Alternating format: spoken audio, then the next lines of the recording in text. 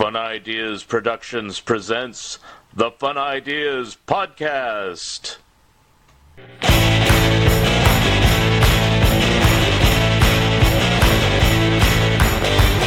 We see the syphilitic shrinking obelisk, the white man's wilting dick.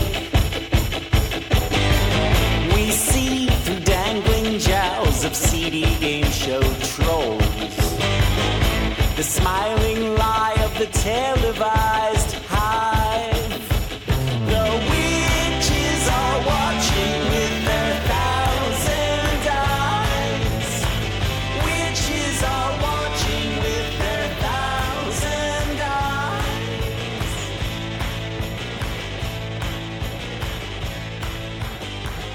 We smell rotten teeth that speak beyond belief. A stick inside their skull would bring. Hi, this is Mark Arnold, and welcome to Fun Ideas Podcast number 48. This episode is sponsored by the fine folks at Viz Comics. Headquartered, the book on the monkey's solo career has been turned in and should be out in February or March of 2020. Same with the Warren Kremer book. Crossing my fingers. I'm still working on my own Light Up Your Life travel agency, and the TTV Underdog Scrapbook, and the Mad book. Plus, I just turned in an article about Dick Tracy's 90th anniversary for Hogan's Alley magazine, and an article about Harvey Comics giveaways for Craig Yo's upcoming book about comic book giveaways. And I'm still working on an article about Harvey Mystery Comics of the 1970s for Back Issue magazine. Our guest today is a webcomics writer and artist, best known as the creator of Narbonic. She has been an editor for Viz Media, working on over 20 manga series, including Naruto. Here she is, Shaenon Garrity. Okay, on the phone today I have Shaenon Garrity, and wanted to talk to you a little bit about your career and how you got interested in cartooning and writing and editing and all the things you do. So, welcome to the show. Thank you so much. Hello. Hi. Okay. So, the first question is, tell us a little bit about yourself and, how you got into all the things that you do. Wow. Okay. Well, I've kind of been involved in a huge number of different areas of comics, and I guess I started out being interested in drawing my own comics back in high school or so. I drew comics for like the kids section of the newspaper, and then when I went to college I drew for the college paper, and as I was graduating from college, webcomics were just starting to kind of become a thing, so I looked at that and said, I could probably do that. And then I started doing comics online, and it just kept going from there. Out of college, I started work at Viz Media, the manga publisher, and I am still a freelance editor for them. I've edited a huge number of different manga titles for them over the years. I do webcomics still, and I have a graphic novel coming out next year. I've written comics for Marvel and for other publishers, so I've kind of been all over the place in terms of what I do in comics. I just love comics as a medium and as an art form, and I've worked all over the comics world. Very good. Yeah, let me dwell on a few of these here. So, one of the things I see here is you're the creator of Narbonic, and for those, yes, I am. And it's a webcomic about a mad scientist named Helen Narbonne. Is that correct? Helen Narbonne, yeah. And, she's a mad scientist. It looks like you produced it from 2000 to 2007. Tell us the origins of that and how that became successful. Yeah, Narbonic was my first webcomic. I started that right after college. I moved out to the Bay Area right after college, and I was doing this on my computer, sort of after work, in this very hectic house I was living in with about 300 people. It's a comic strip about the staff at a mad science laboratory. Helen Narbonne is the mad scientist, and she has a tech guy and an intern and a hyper-intelligent gerbil that she's created, and they have adventures. And yeah, that ran that ran for 6 years. Mm-hmm. Were there any publications that came out of that, or is it strictly? Oh yeah, I did books of all of them. Initially, a small publisher called Blue Shift Studios did the print books, and now I have like a giant omnibus edition that I put out on Kickstarter. And things like that. When you stop doing it, are you just stopping it for a time, or is that just in your past? You're done. Narbonic had a definite beginning, middle, and end, and my current strip, Skin Horse, does as well. Okay. So that had a story arc, and when that story arc ended, I was done with Narbonic. Although I've done little side stories and like short comics of the Narbonic characters since then. I belong to a cartooning group called the Couscous Collective, and we were putting out anthologies about twice a year for a long time, and I'd always do either a Narbonic story or a Skin Horse story for that. So I now have a little book that's all collections of the short comics that I did. And so I go back to it from time to time. It's a good comic with a good concept and characters, and but the actual story is done. You can read it all online. Mm-hmm. And considering its topic, I didn't ask, what did you study in college? Was it anything related to this, or is it completely just art or something? Well, no, I did not study art at all, which you can probably tell if you look at my early artwork. My degree is in English, but I am a failed biology major, so I was very interested in science and biology in particular. I could not get past cellular bio, so I had to switch majors. But I do have a strong interest in science and a strong interest in biology specifically. Helen in the strip is primarily a geneticist. Mm-hmm. But my major's in English. I'm primarily a writer. Got it. Okay. And when you plot out this, you mentioned this in Skin Horse, that you have an ending for it. Do you have that all plotted out now, or do you just have like a basic generic ending in mind that you have kind of, I'll get to that someday, or something like that, or is it already plotted to the end? With Narbonic, I think by about halfway through the strip I knew where it would end. I went through a lot of changes over that time. With Skin Horse, I'm working with, I have a co-writer, Jeff Wells, who develops a lot of the story arcs and a lot of the general direction, and we have an idea where we want to go, and we've had that idea from the beginning. We had a lot of conversations about what the concept for the strip was and where we wanted things to go. And that changes a lot over time. Definitely, there are details that change. With Skin Horse, it was always, we're actually getting into what might be the final act at this point. It's going to go on for a while because it's kind of elaborate. Skin Horse is longer than Narbonic. Skin Horse takes place in the same universe as Narbonic, and Narbonic is about mad scientists, and then Skin Horse is about people who have to clean up after the mad scientists. It's about this secret government organization that assists non-human sapiens, who are mostly the creations of various mad scientists. There's, zombies and beastmen and robots and all these characters they have to... but they're a social service organization. It's like the X-Files if they were trying to help the monsters instead of what the X-Files would do if they ever actually caught a monster, which I don't think even they know what they would do. But it kind of builds up to a big sort of war going on, and we're kind of moving into that now, and there's a lot of characters in place, there's a lot of stuff happening. I'm not sure 100% exactly how it'll turn out, but we've always had the general thrust of the story in mind from the beginning. And with all these, since you've been in webcomics at least 20 years now, how has that changed over the years? It seems like in the early days you just put something up and hope something would hit, but it seems like it's a little more structured now. So how has it changed over the years? It's actually kind of less structured because when I started out, there were so few webcomics, it was possible to have a pretty good idea of what the webcomics world was. There were, websites you could go to that were hubs for webcomics that you could link from there to almost all the comics that were online. And then it really exploded out, and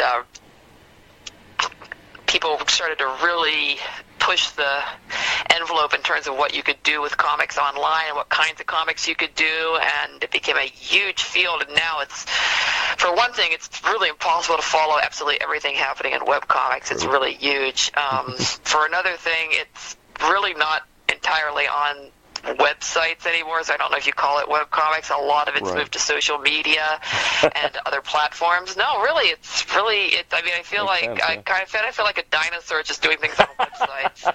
I had my strip syndicated on Facebook for a while, but they don't really allow that anymore, so they don't have like an automatic syndication thing anymore. So now you have to just go to my website or to Go Comics, which it's syndicated on, and which I highly recommend. And also, I think like there's increasingly less division between webcomics and print comics. I mean, a lot of print comics are online. All the newspaper comic strips are online, and a lot of webcomics wind up in books. There's just not as clear a distinction between webcomics and other comics at this point. It's just gotten to be another type of comics, which is great. Yeah, well, definitely, especially if you're looking for older material. I know I just did an interview with Joe Staten about Dick Tracy, and he says, they're uploading all the old Dick Tracy episodes, so it makes it good for them because they're trying to incorporate some of those old cases and those old villains and things like that into the strip, and so people can reference it now and look and where it originally came from, things like that. Yeah, the newspaper syndicates all have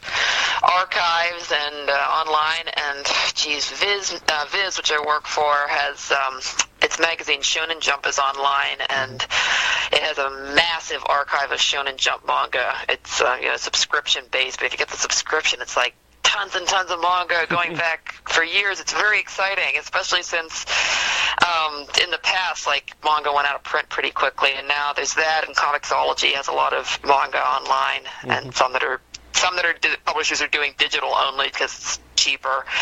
But that means that you get the chance to read a lot of manga that wouldn't have been available in English before. Right. Go ahead. So yeah, there's just a lot of flow between print and online now.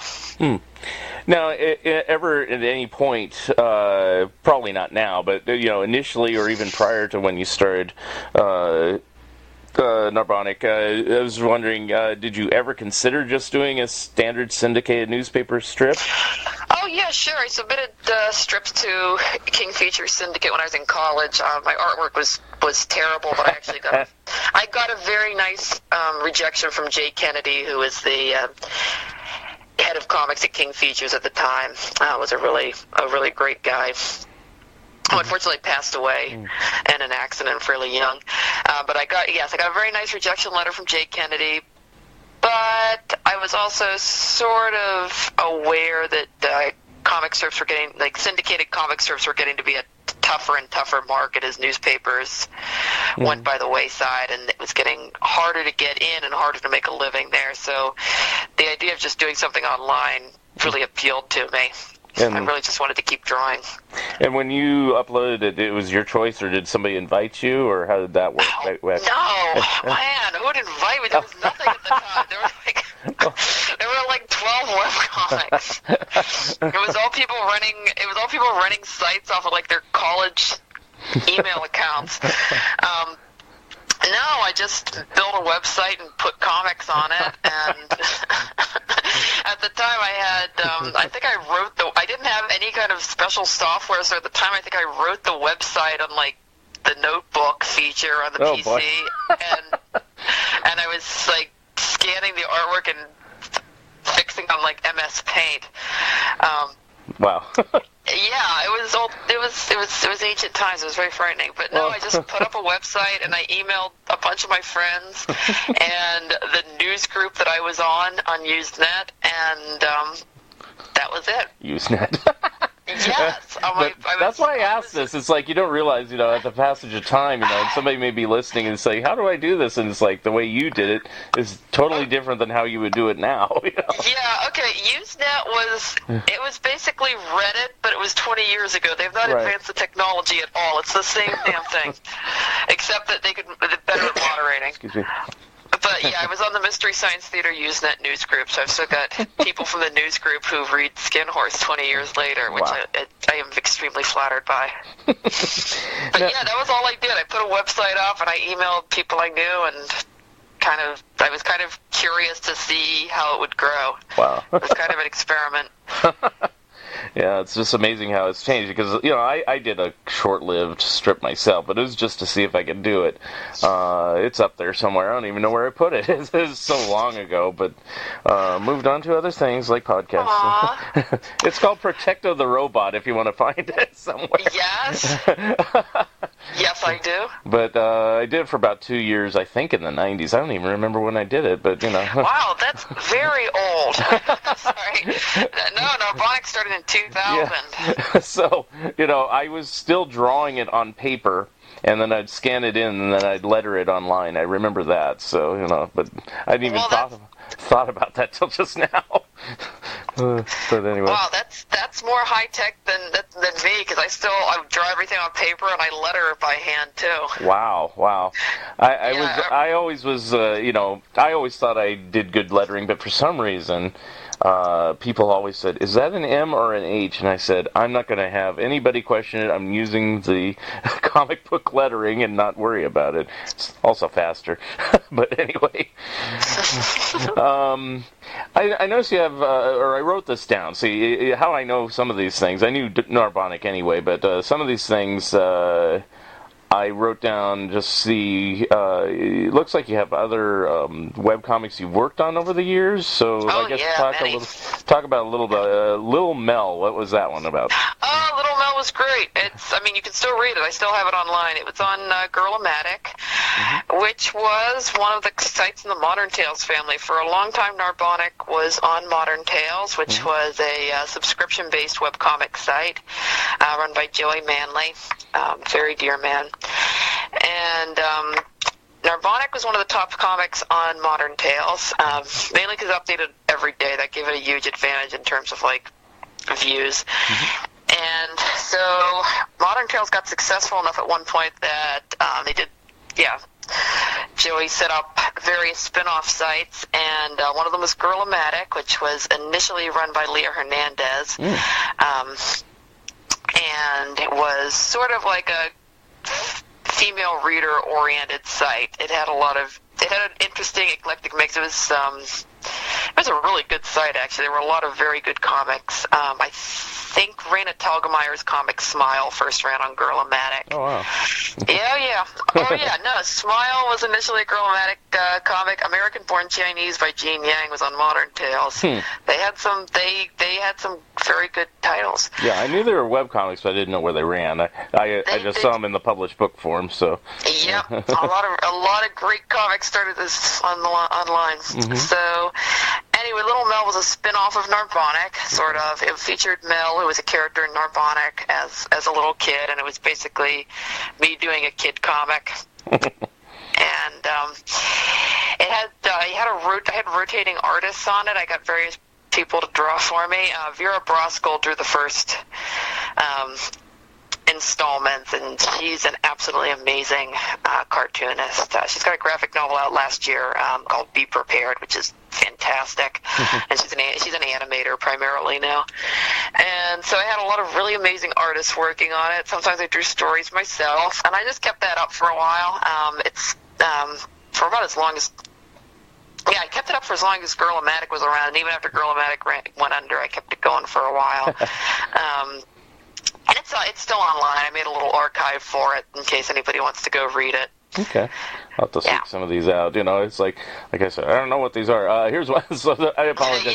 No, I've had tons of amazing projects. But when I interview people, this is what's good about it. Then I learn about things, and then I investigate, and I go, oh, I kind of like this. That's neat. I didn't know you did this.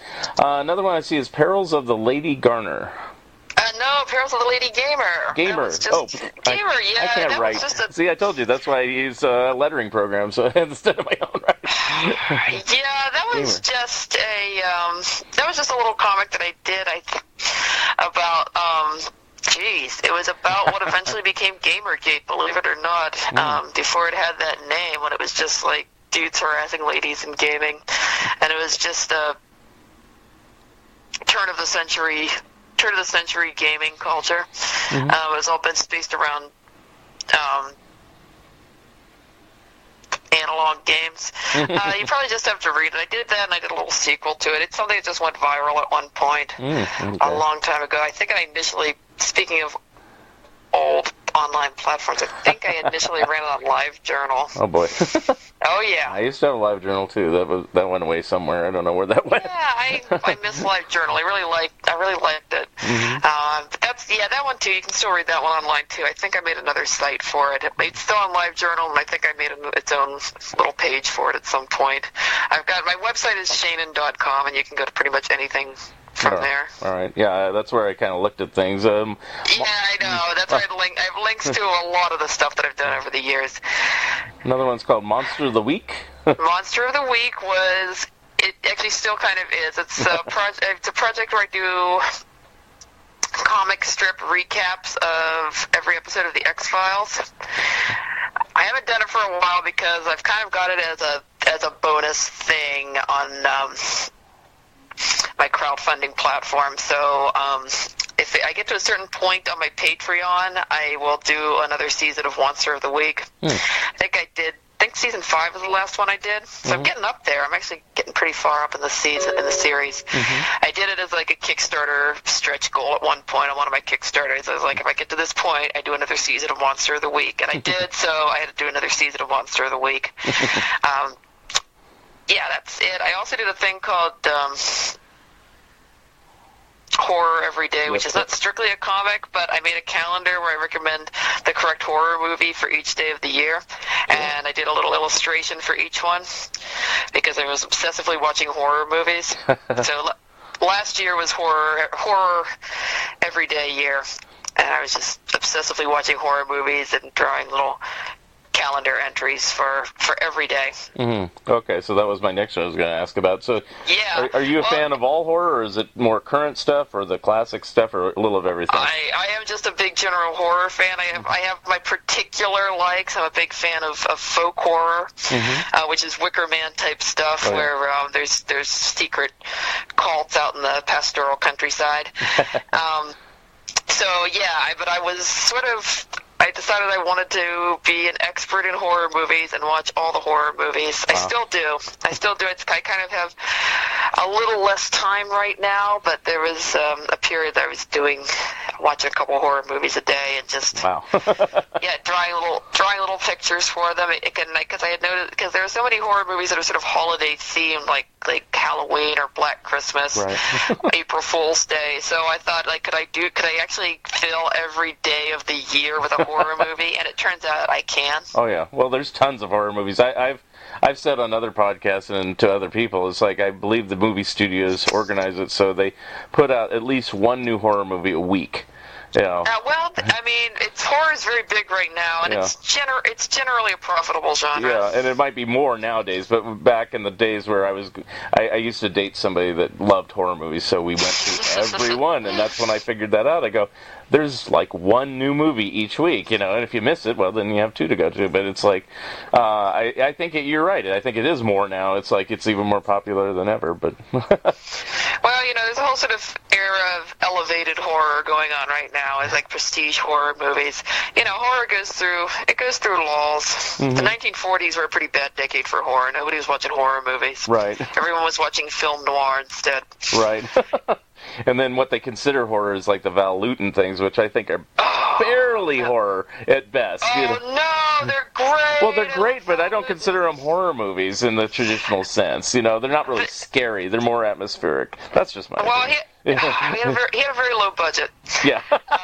He was basically Lewton was basically allowed to make anything he wanted as long as he kept it under $10,000 and under 90 minutes, and he used the really pulpy titles they came up, which is why they're these sort of austere, thinky, artsy horror movies with titles like The Leopard Man and I Walked with a Zombie. They've got these really lurid titles, and then the movies are very classy. Yeah, I've always said it's horror movies for people who don't like horror movies. And that's not necessarily a dig. It's just people that don't like excessive gore and violence in their films. It's like, they can tolerate those. So, My friend Jason Shiga was talking to me recently, and he asked me, what was the first horror movie, and I said, wow, well, they go really far back. There's a lot of great silent horror movies. And then he's like, yeah, but what was the first one that was actually scary, that actually scared people? I'm like, no, people were scared by these movies, I swear. Yes, they were. Nosferatu is scary, I swear. People were scared at the train coming towards the station of 1903 or something like that.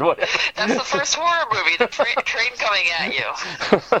I knew that. I took film school, so it's like, let's shift gears a little bit. So you did become an editor for Viz. How did that come about? It seems like a natural progression, but not necessarily. How does one become an editor of a comics line? Well, I was hired to work as a front desk receptionist for 2 weeks, and it's like 20 years later, and they haven't gotten rid of me yet entirely. I mean, I was a receptionist secretary for a while. Then I got laid off as a secretary and hired as a freelance editor, and that was about 15 years ago. Wow. And that's pretty much it. I just started writing for their magazines. Viz has a few different magazines at the time, in addition to the manga. And then I tried some editorial work when Shonen Jump magazine started. So I was editing One Piece. The first 3 titles I did were One Piece, Naruto, and Yu Yu Hakusho, which were all very high-profile titles, and those a terrible place to start. It was kind of being thrown in the deep end. But it was very cool, and I'm just doing a couple titles for them right now. I'm doing Hayate the Combat Butler, and I'm doing Case Closed. And Case Closed is about 100 volumes long in Japan, so it's kind of job security. I didn't know that, but I know about it. Massive. It's been going on forever. Wow. So what is your process for working on one of those titles? Is it just one at a time, or do you? How do you do it? Go ahead. Well, I mean, as an editor, I'm just overseeing the translation work. So, there's a translator and a letterer for each title, and I'm doing a lot of editing on the script, copy editing, but also sort of punching up the dialogue, because it takes a lot of work to translate from Japanese to English, and a way that sounds natural but still keeps the original meaning. It's a very different language. And then we're doing like the lettering and sound effects, and then all the other stuff it takes to package it into a book. Yeah. And that's my job. That's what I do. So you don't actually do the direct translation. It's already kind of translated. Now, is that person somebody that works at Viz, or is that somebody in Japan, or when is it translated? They're freelancers. They're done by this work is done by freelancers, and they're all over the place. Okay. Yeah, because the only I know people that have done translations for the Donald Duck comics and the Disney comics, work for Egmont and things like that. And then I have other friends, like I'll name one, Joe Torcivia, who has taken some of those scripts, and he's like you, has to punch it up, make sure it reads well, make sure it makes sense, because you could do a strict translation and it could still not make sense, so because you have to tie it in, I assume, to the action in the box, I guess, or whatever, the frame, things like that, right? That's right. And let's see, what else have you done? You've done a lot of stuff. Excuse me. One of the things that you've done for quite a while is you've done reviews for Comics Journal, and it looks like you've contributed a lot of stuff, like An America, Nickelodeon Magazine, Otaku, we mentioned that, and Comixology. So kind of briefly go over those type of sure. projects. Well, I've just done a lot of writing on comics. I'm supposed to have a webcomics column for the Comics Journal, but I haven't written anything for it for a long time, for which I deeply apologize. I just feel like I don't know enough about webcomics right now, because it's become such a huge field, and I'm too busy drawing webcomics to read webcomics.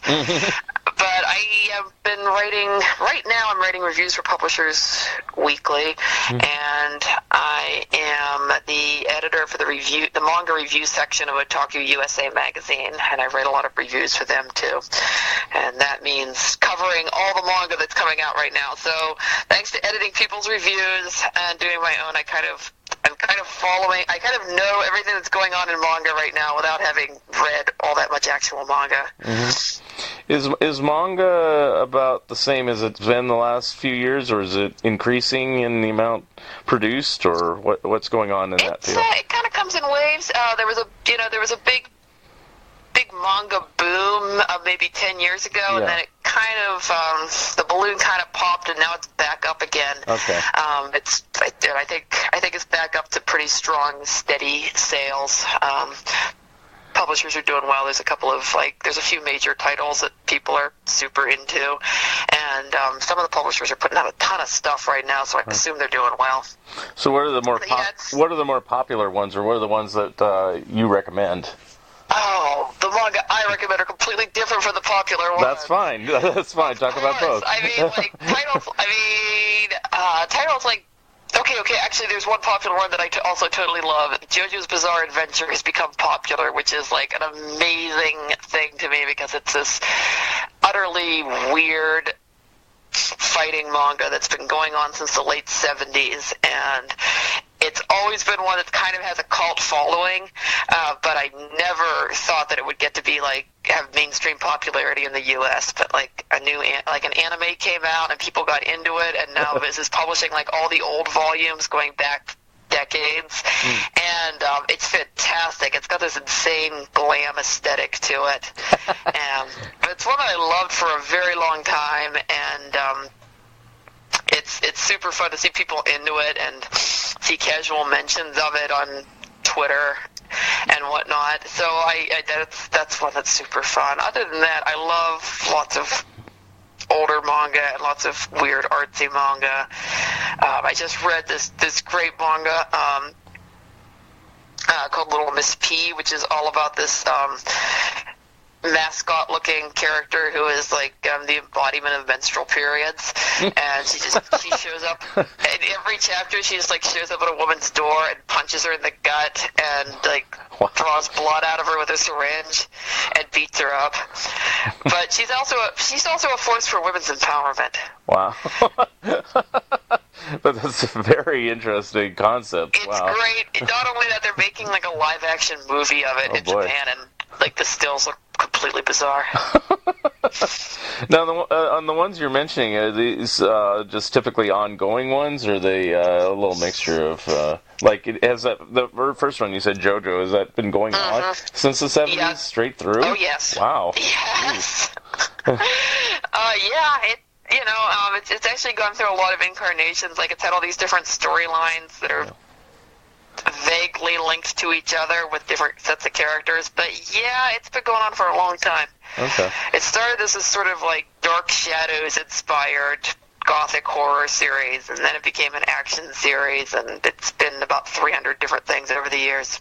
Yeah, I mean, most manga are ongoing series. There's some very good standalone manga too, and also ones that are short enough that they can go into a single volume. Right. I mean, I shouldn't be too shocked. I mean, because obviously in American comics, Superman goes on forever, blah blah blah. But I'm not as familiar with the manga world, so and they're always done in those big books typically. And so, it's do they run out of material after a while? But it seems like they have the ability to keep going decade after decade. So.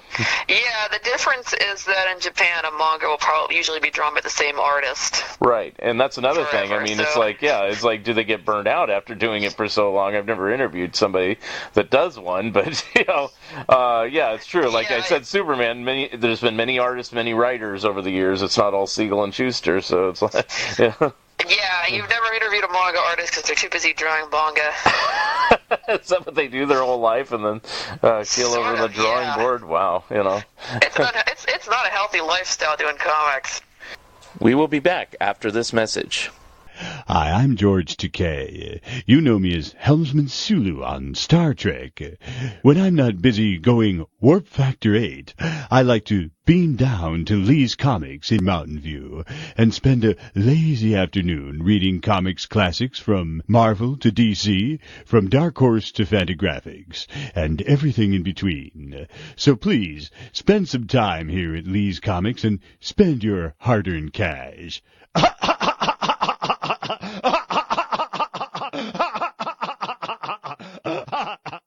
The Fun Ideas podcast is made possible by listeners like you and from Lee's Comics of California, selling you what your mother threw out since 1982, online at leescomics.com. And now back to the Fun Ideas podcast. Do you know how that industry works over there? I mean, compared to our comic book industry? I mean, do they hire writers, or are they freelance the same way as here, or how does it work? Wow, okay. Usually manga run in magazines, which can come out weekly or monthly, and each magazine will have a bunch of manga titles in it. The artists are basically freelancers, and they frequently have a staff of assistants of their own. And usually we'll be working on one title at a time. That's not always the case, but frequently. Okay.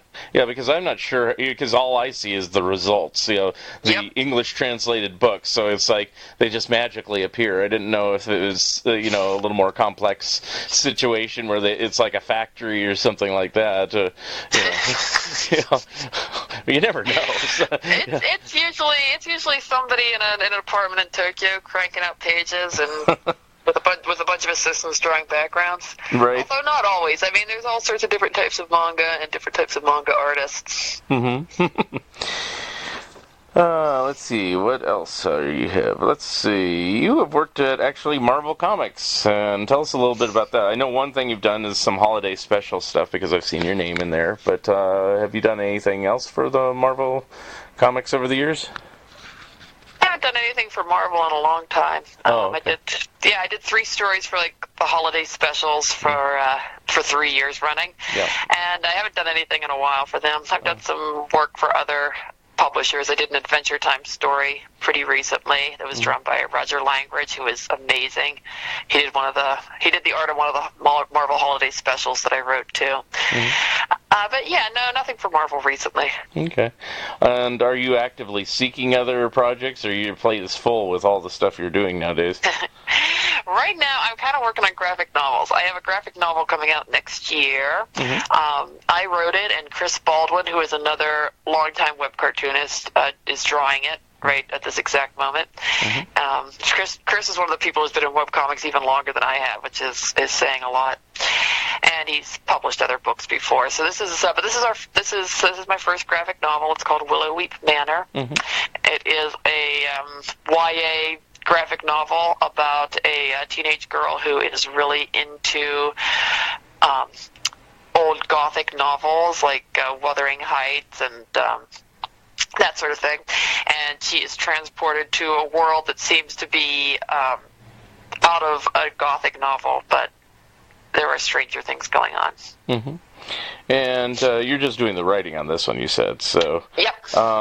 Now, when you do a project like this, do you do any artwork for it, or any design or anything, or you just leave it completely up to the artist about it?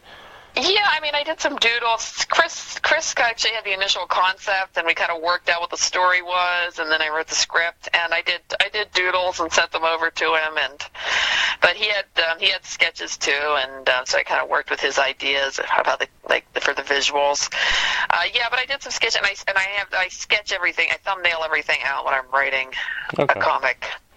It really helps to think visually when you're writing comics, so I sketch everything out in thumbnails. Okay, yeah, the reason I ask is, again, like, I interviewed Joe Staten and they interviewed Mike Curtis, and they both said that he's the writer, Mike is, but he's still, from his Harvey Comics days, he storyboards everything, because that's the way he was trained, you have to. Yeah, so I wasn't sure if that's the way you worked, or if you just say, I'll let somebody else do the artwork here. But... when is that book expected to be out? It'll be out next fall. It's from McElderry Books. Okay. And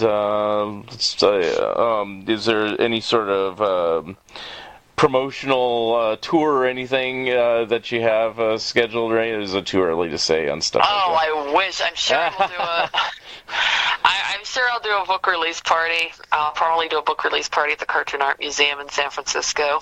How would you get into there? I'm like the last person who can get a show. I'm the second to last person who can get a show at the Cartoon Art Museum because I'm married to the curator. He's the last person who can get a show at the Cartoon Art Museum. Yeah, my husband Andrew is the curator at the Cartoon Art Museum, a wonderful institution that everyone should support. If you haven't been there, you need to go right now. Now, since you mentioned him, you did work with him on something recently, and I work with Andrew on a bunch of stuff. We wrote a book called The Zombie Gnome Defense Guide last year. Ask about that. No, how'd that work? It's a book about like fighting zombie gnomes. We'd basically done like a little mini sort of gift book thing about zombie gnomes for this publisher, and they liked it enough that they wanted to expand it into a full-sized book, and so that's what it is. It's like World War Z, but with zombie gnomes. And, you know, obviously the inspiration is zombie films, but was there any other inspiration that you had that that you decided to do this type of book, or was it just all those other books by Max Brooks and things like that? That type of thing? Initially, it was just that the publisher had these little zombie gnome characters that they wanted to do like the mini book on, and then when we expanded into like the full-size book, we had to come up with a whole story and characters, and we did do it from different points of view, and have journals of different characters in the zombie gnome war, and we had to come up with all sorts of ideas for fighting these tiny little garden gnomes that eat people and bite your ankles off. And you mentioned you did other projects with Andrew. Not saying your son Robin, but I mean, but other projects. Yes. What other things have you worked with Andrew on? I don't think he's said anything else. So when I talked to him, we worked together on some of the Marvel holiday specials. Oh. He is definitely your Marvel continuity guy. Right. Yes.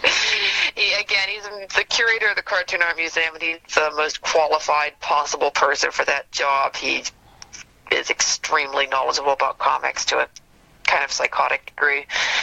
So he's a good person to work on with the classic Marvel characters. The first Marvel holiday special I did was a Fantastic Four story, and we went back to the oldest Fantastic Four comics. Mm-hmm. So, you know, it's good to work with a guy who knows his stuff. Just for continuity. We periodically work together in mini comics. He does guest weeks for my webcomics sometimes. He's a very good artist and writer. I'm sorry he is so busy with his curatorial work he doesn't get to do more comics. Mm-hmm. But he's doing okay. He's got a big book on Batman. Well, yeah, he has other books he's doing. You know. Oh, yeah. He's written a book on Batman. It's enormous. It will break your foot. It should be very cool. Is that one out yet? It will be out next month. Oh, okay, because I know he's been promoting it, and it's like, but I never know when these things come out, and then suddenly I see it, so it's, you know. It's got an October release date. Very good. Just kind of curious, and you know, I'll ask you, because if I ask him, he'd probably say something. How did you two meet? How did we meet? Well, you should ask him. Of course, we met at the Cartoon Art Museum.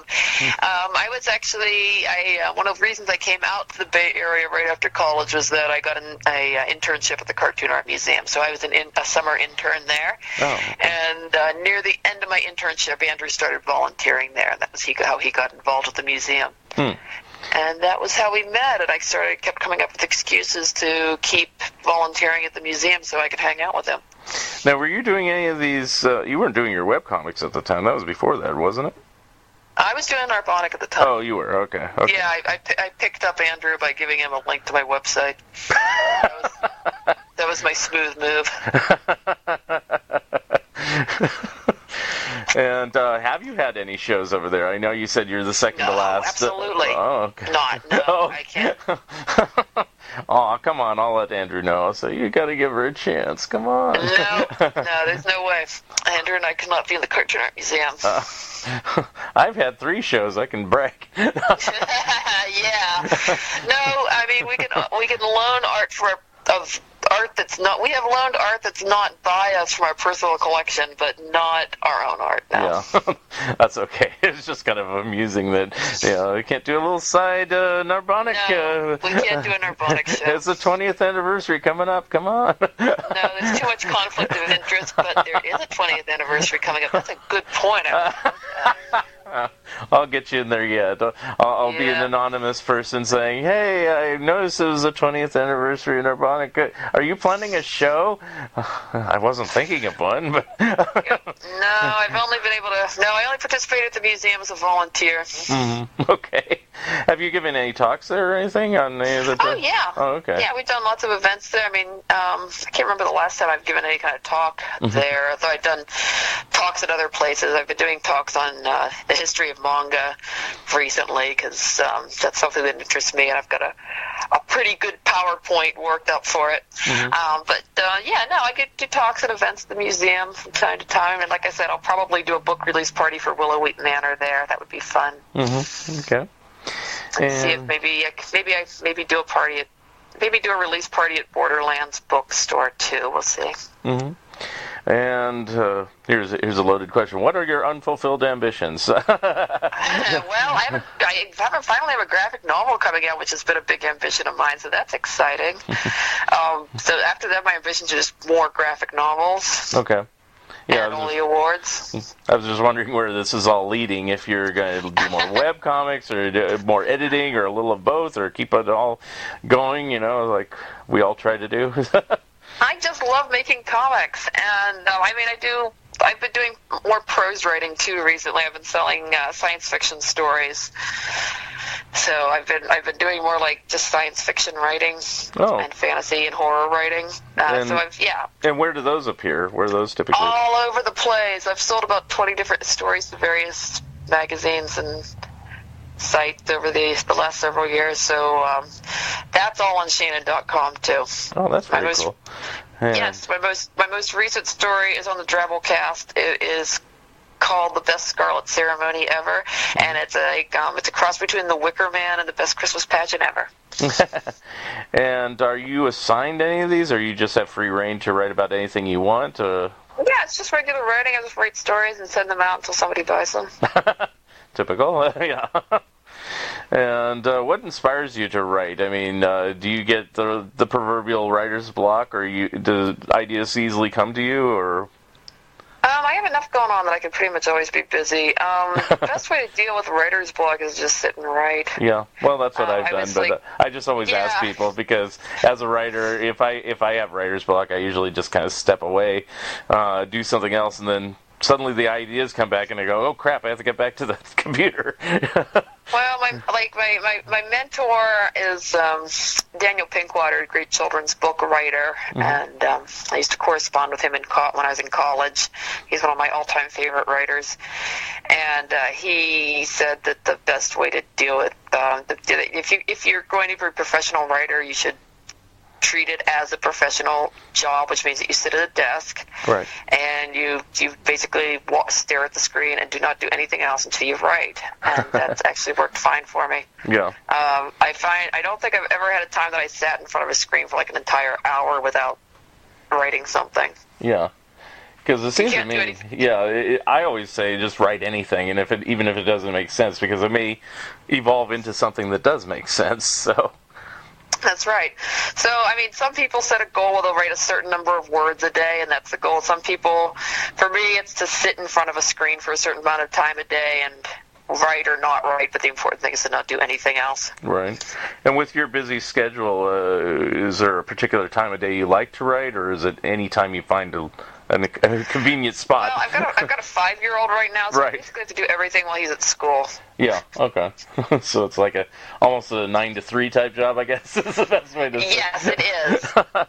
It kind of is. I can do other things. I can draw when he's around sometimes, but writing, I need some quiet, so that's got to be when he's not here. And he's coming up. I'll talk about him a little bit. He's coming up to be like a pretty good artist himself. Does he? He likes to draw, yeah. Okay, so at his young age, has he ever made any aspirations that I want to be an artist or a writer, or does he just do it? I know he's pretty young, but yeah. Okay, his name is Robin. He's 5. He just started kindergarten.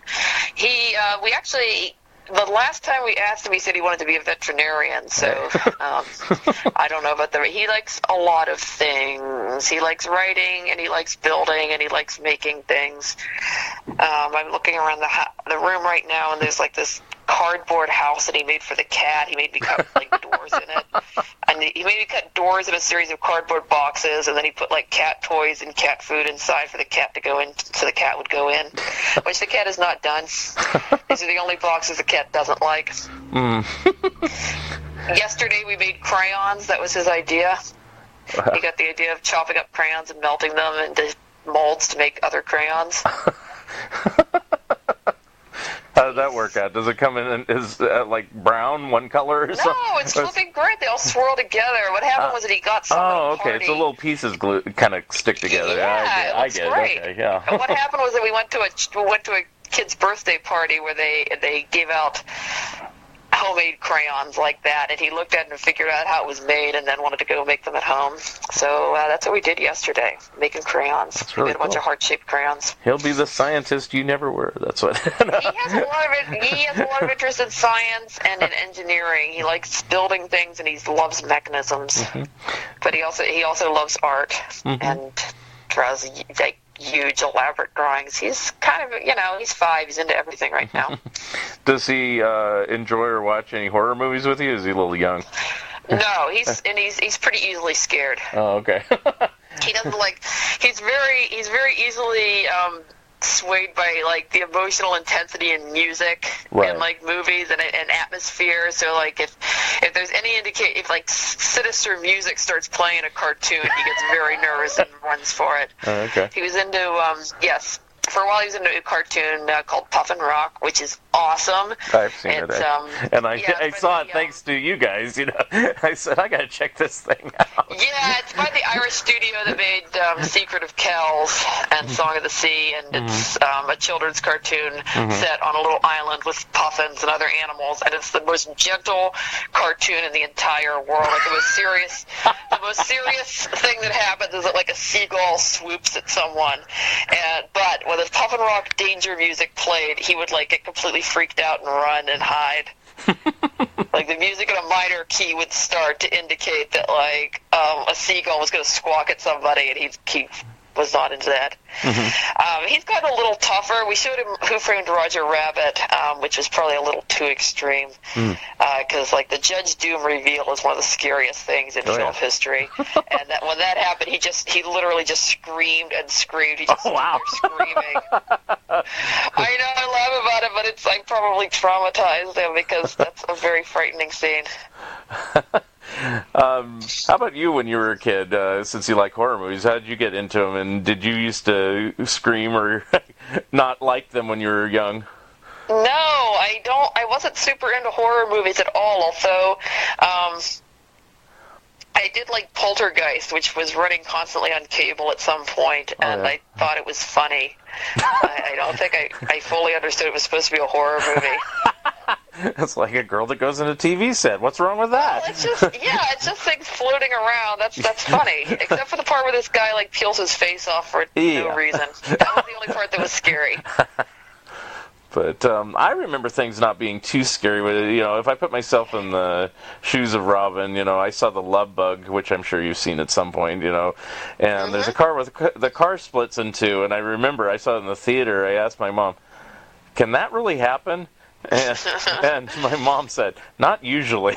She didn't say no, but she just said not usually. But I kind of took it. I go, "Okay." That's what I usually tell Robin when he asks me about the reality of various things. So probably not. But I was kind of a chicken when it came to things for the longest time. Like even when I'm a few years older than you guys. But when Jaws came out, I didn't want to see it at all. Now I ended up seeing it about 4 years later on a reissue at Jaws 2. But I just said I don't want to see a shark chewing up people. Yeah, I didn't get into horror movies until I was pregnant, and then I suddenly just got really into it. We're like and then you saw Rosemary's Baby, right? Yeah, well, I mean, pregnancy is horrific. I think I was sort of processing the horrors. Then you saw Alien. Yes.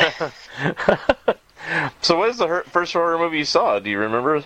Like the first? It might have been Poltergeist, because that was running pretty early on. Okay. I was obsessed with The Dark Crystal as a kid, and that one is spooky as heck. Yeah. I had one of my first nightmares from watching The Dark Crystal. I mean, I think it's atmospheric, but then I'm older, so it's like... What? There's so much scary stuff. There's like little Muppets getting their souls sucked out. Although the part that scared me was a lot more existential. It's a scene where like one of the Skeksis, the evil Muppets, dies, and like at the same time one of the Mystics, which are the good Muppets, like vanishes because they're like linked on some spiritual level, and like the concept of that somehow just horrified me. I was very bothered by the idea of like somebody dying somewhere, and this would cause me to also die. I wouldn't be able to identify because I was too old. You know, I was watching it. I was actually more upset. I was like, I know he wants to branch out, but where's Miss Piggy? Where's Fozzie Bear? I was not impressed at the time, but then, you know, I like it now more than, you know. I love all things Muppet and always have. Yeah.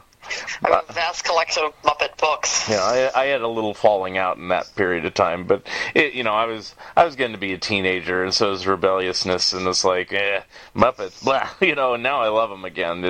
But there was a time, I think it had to do, I had an 8th grade teacher who he absolutely loved the Muppets, and he'd somehow figure out how to get Kermit or Fozzie or somebody into the conversation every single day in his history class, and it's like, really, dude, I hate the Muppets. You know, it's like, and it was just the teenage rebellion, because I go, what was I thinking? I love the Muppets, and I have the movies and Sesame Street and blah blah blah, you know, whatever. Yeah, we're always trying. That's one of the things we're always trying to force on Robin.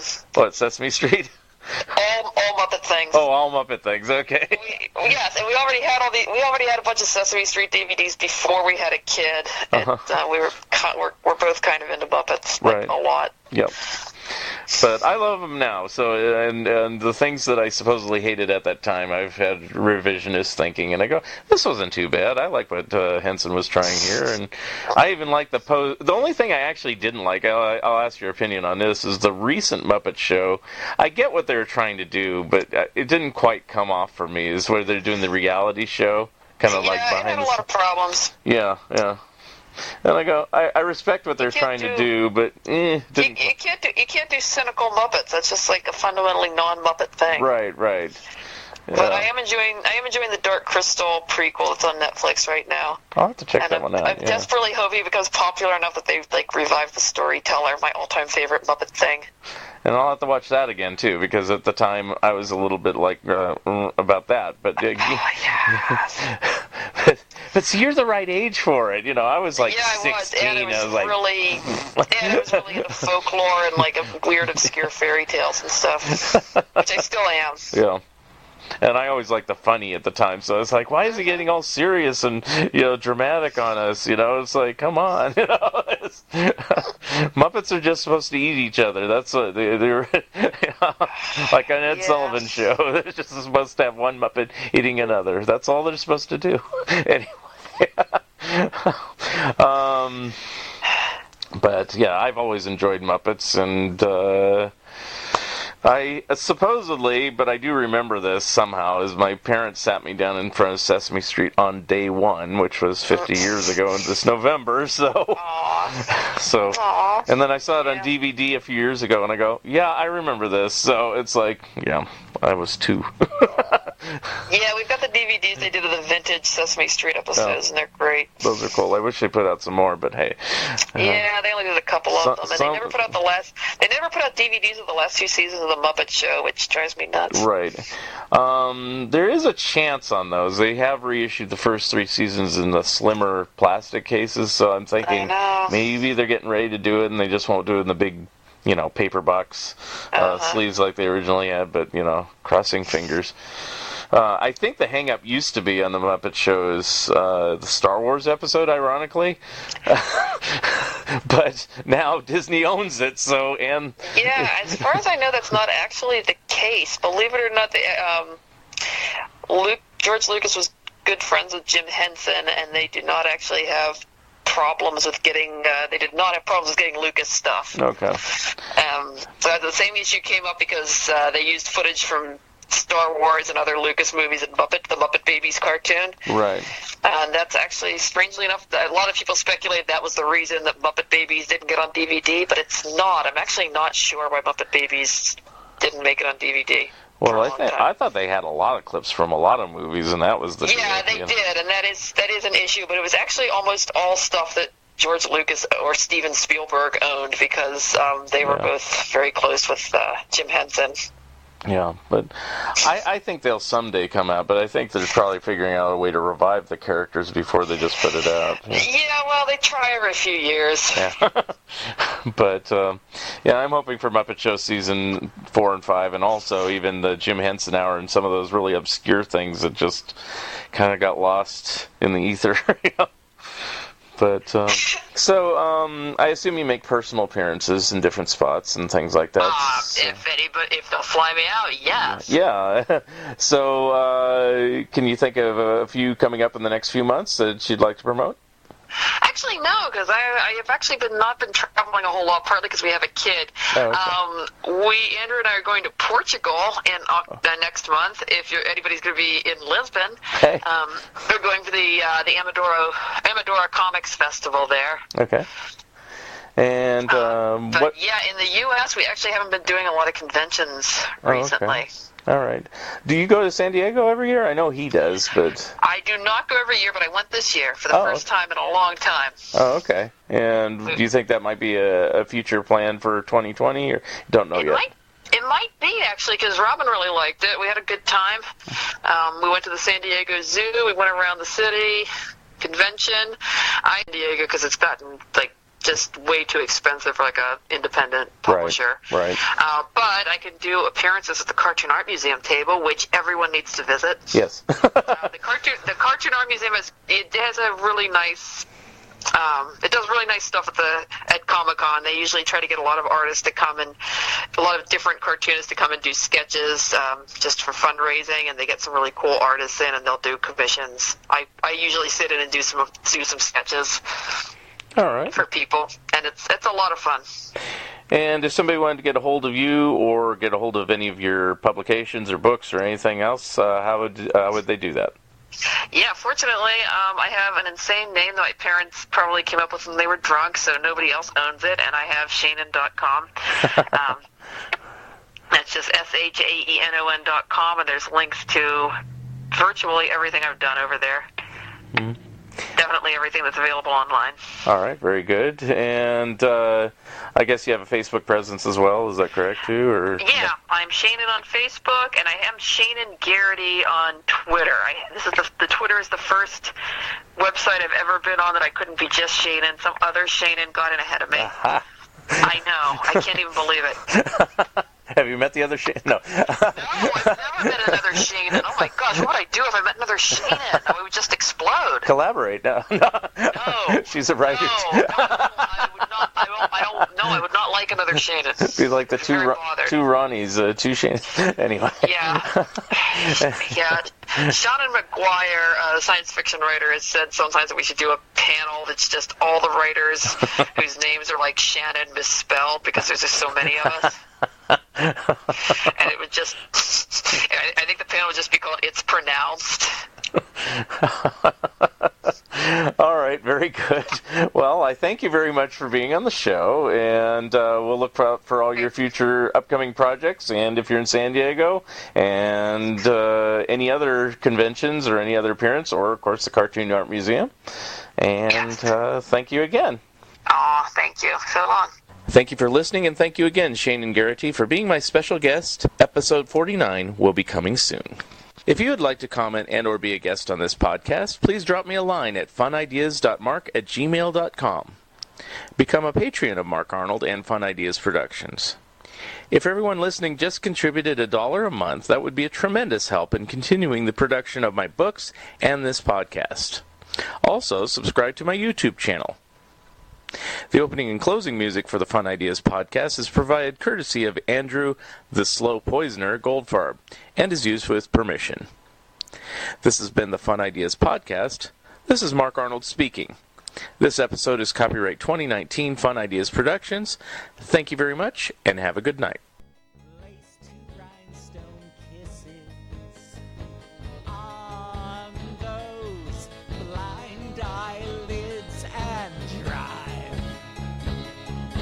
Drive with your